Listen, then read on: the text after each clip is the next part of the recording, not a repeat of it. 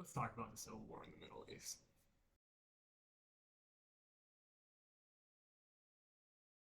Whoa, whoa, whoa. Not that one. The other one that you probably haven't even heard about, that's been going on for about a decade. Don't know what I'm talking about? I don't blame you.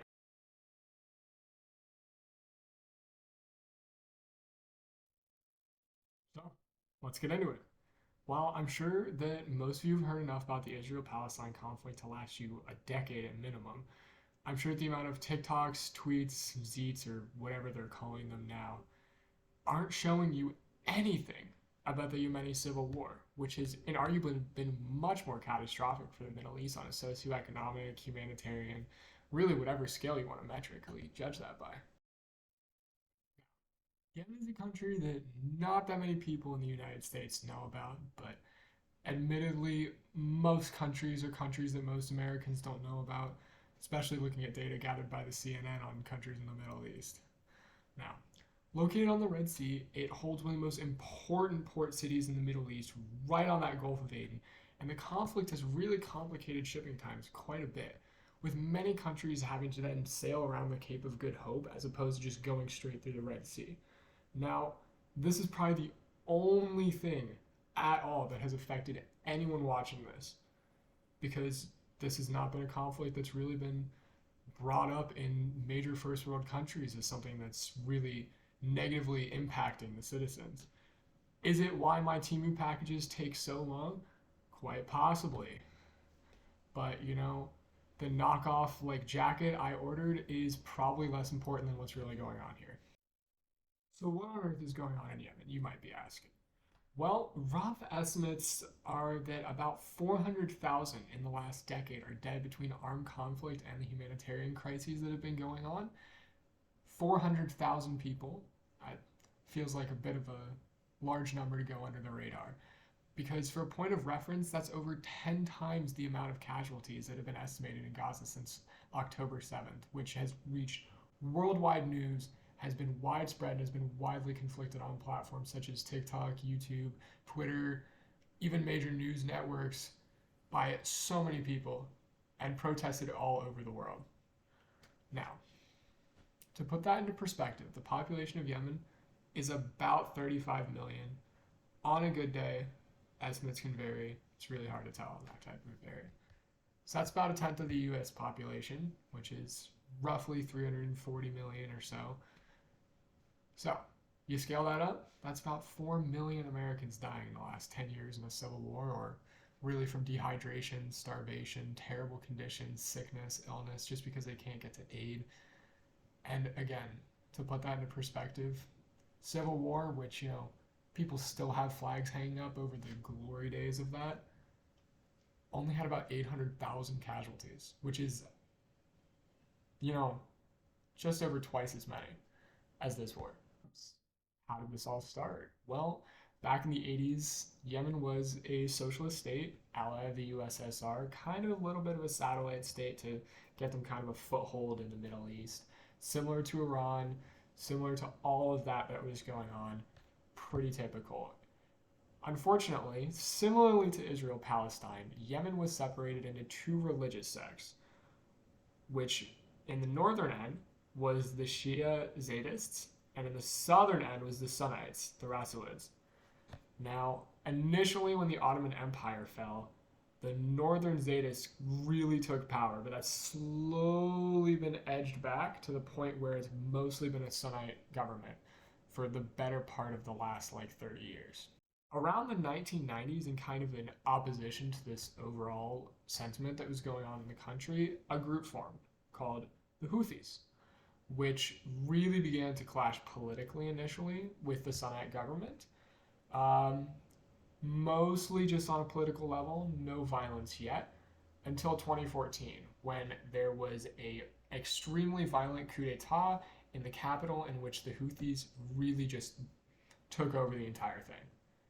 Took the capital, ousted the president. He had to flee all the way to the south of Yemen.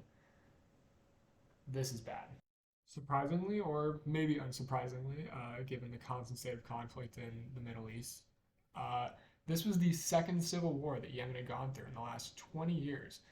Fortunately, the first one was squashed almost immediately, really quick, easy war. This one would unfortunately not be the same and would have disastrous consequences for the people of Yemen. Now, I know you're probably thinking, oh, this is just a sucky war. It's a civil war in some third world country I don't really care about. You watched this long, at the very least, so you might as well share it with someone else who might care and might find this interesting. But either way, this war has been highly scrutinized as a proxy war between Iran and Saudi Arabia, with Iran supporting, only in spirit, the Houthis, and Saudi Arabia supporting the real government of Yemen, which, real government in quotations there. But despite these claims, there's been no real evidence. There's been constant denial by both the Houthis and the Iranian government that there's been any collusion there, although there has been a lot of evidence of arms dealing, of third world workarounds for that. But the thing that's really been important here is Saudi Arabia, as well as the United States and the United Kingdom. Tax dollars hard at work bombing another Middle Eastern country that most of the taxpayers don't even know about. Shocking. Either way, despite whose side you are on this conflict, one thing is for sure, and that is that the average citizen in Yemen is suffering. 2015 massive bombing efforts laid out an Operation Decisive Storm and thereafter have absolutely destroyed every ounce of infrastructure in the country, from factories to even roads to farms to small villages. And after a decade of fighting, with estimates around 13 million people on the brink of starvation, it doesn't seem to be getting better.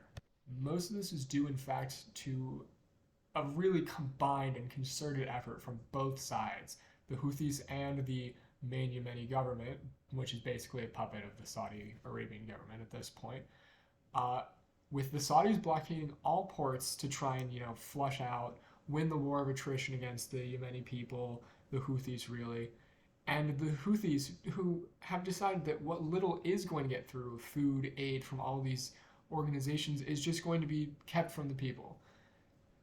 Everyone seems to be just using the Yemeni citizens as this pawn in this war of attrition in which no one is winning, especially not these innocent people in the country.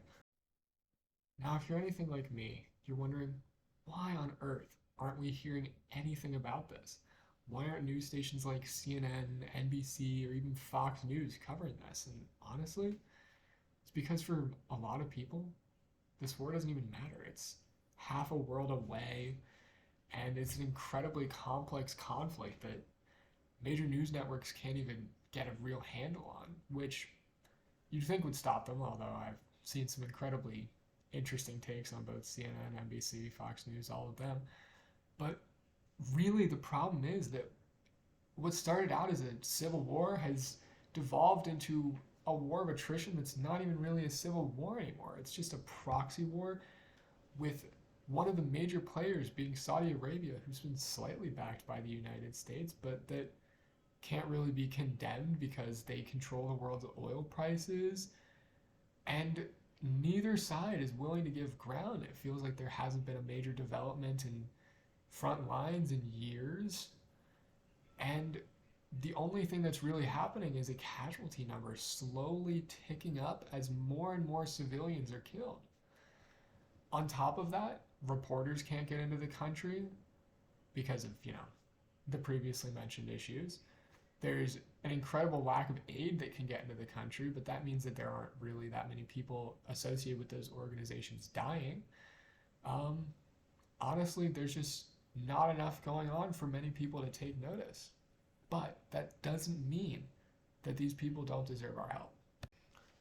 So how can we help? Well, firstly, this video is kind of incredibly long, and I appreciate you watching it. And every proceed from this video, which will probably be very minimal, will go towards charities working on humanitarian aid for victims in Yemen. There's also so many organizations that are working to some level in Yemen, such as the World Food Program, Shelter Box, Amnesty International, the Red Cross, UNICEF.